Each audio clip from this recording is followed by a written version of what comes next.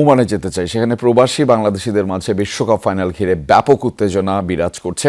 রাজধানীর মাস্কটে সড়কে সড়কে বড় স্ক্রিনে খেলা দেখার আয়োজন করা হয়েছে, আর খেলাটি উপভোগ করতে মানুষের উপচে পড়া ভিড় রয়েছে। আরও জানাতে সরাসরি যুক্ত রয়েছেন সহকর্মী ওমান প্রতিনিধি রফিকুল্লাহ, তার মাধ্যমে জানাবো বিস্তারিত। রফিক, আজ তো কর্মদিবস, প্রবাসী বাংলাদেশিরা কি একসাথে ফাইনাল উপভোগ করতে পারছেন? এই কর্মদিবসও কি চলছে মূলত একটু জানাবেন বিস্তারিত। আপনি যেমনটা জানিয়েছেন, আজকে ওমানের কর্মদিবসের মাঝেও রাতে কিন্তু প্রবাসীর একটা প্রায় 34 থেকে 40 ডিগ্রি গরম উপেক্ষা করে সবাই জড়ো হয়েছে। আমার পিছনে যেভাবে দেখতে পাচ্ছেন বড় পর্দায় খেলা দেখার জন্য আজকে হেভি ভোল্টেজ ম্যাচটা হচ্ছে আর্জেন্টিনা এবং স্পেনের মাঝে। কারণ আমাদের দেশে যেভাবে ভাত হয়ে থাকে ব্রাজিল আর আর্জেন্টিনার সমর্থকদের মাঝে, এখানে কিন্তু তেমনটা নেই। সবাই কিন্তু একে মাইয়া সন্তানের মতো হয়ে এখানে খেলাধুলা উপভোগ করেন। কারণ সারাদিন কর্মজীবনের মাঝে একটু ক্ষণিকের জন্য বিনোদন পাওয়ার জন্য এই খেলাধুলার আয়োজন।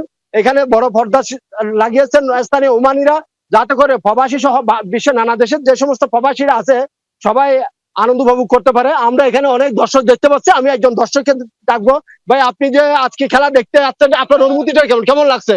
অনুভূতিটা আজকে সর্বশেষ ফাইনাল খেলায় বাংলাদেশের ম্যাচ দেখতে মতো লাগতেছে। প্রবাসীরা কাজে এত গরমের মধ্যেও আজকে ফাইনাল দেখার জন্য এখানে উপস্থিত হয়েছেন। সবাই বাংলাদেশের মতো ম্যাচ দেখতেছে। এখানে স্থানীয় ওমানিরা বড় পর্দার আয়োজন করেছে। আমরা সবাই খুব আনন্দের সাথে ম্যাচ দেখতেছি। ইনশাআল্লাহ আমার মনে হয় আজকে আর্জেন্টিনা এবং মেসির হাতে কাপ উঠবে মনে হয়, দ্বিতীয়বারের মতো শিরোপা পাবে মনে হয়।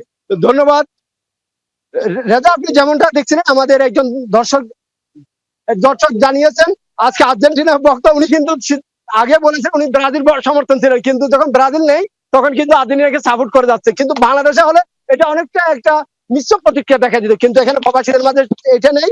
সবাই কিন্তু এক মায়ের সন্তানের মতো একে ছাতার নিচে বসে আমরা খেলাধুলো উপভোগ করি। প্রবাসী যখন বাংলাদেশ থেকে আমরা হাজার মাইল দূরে এসে, তখন কিন্তু সবার একটাই লক্ষ্য আমরা বাংলাদেশে প্রেজেন্ট করি। আমি একটু ভাইকে বলবো একটু ঘুরে ঘুরে যদি দেখান, আমাদের এই যে দর্শকদের একটু যদি আমরা দেখাই কিভাবে খেলাটা উপভোগ করতেছে। সবাই দেখতে পাচ্ছেন, সবাই দেখুন একটা বাংলাদেশ এখানে টুকরা মিনি বাংলাদেশে রূপান্তরিত করছে ইনশাআল্লাহ। রফিক, আপনার মাধ্যমে জানছিলাম আসলে ওমানের প্রবাসী বাংলাদেশিরা এবং অন্যান্য সেখানকার স্থানীয়রা কিভাবে আসলে খেলা দেখছেন। সেখানকার সড়কে বড় স্ক্রিনে খেলা দেখানো হচ্ছে, পুরো বিশ্বে এরকম খেলা দেখানোর আয়োজন চলছে এবং সেই খবর আপনাদেরকে জানাচ্ছিলাম।